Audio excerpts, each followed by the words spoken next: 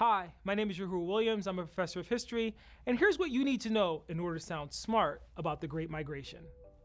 The Great Migration occurred in the decades after the Civil War and witnessed the movement of hundreds of thousands of African Americans from out of the South to communities in the North and West.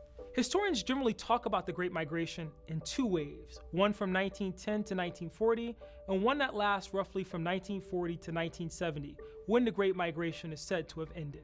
Historians estimate that between 1910 and 1940, as many as 1.5 million African Americans migrated from the South to northern cities. The first wave of the Great Migration accompanied a flowering of Black intellectual and artistic expression that became known nationally as the Harlem or Black Renaissance. Several factors contributed to the Great Migration, including the lack of opportunity for African Americans to make a stable living in the South.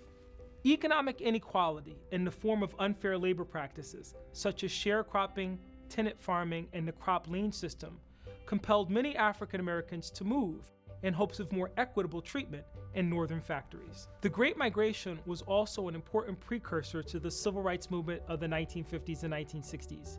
Finding little relief from racial discrimination in the North, African American civil rights leaders had to fight for full equality across the nation. In recent years, scholars have documented a reverse migration from northern cities back to the South.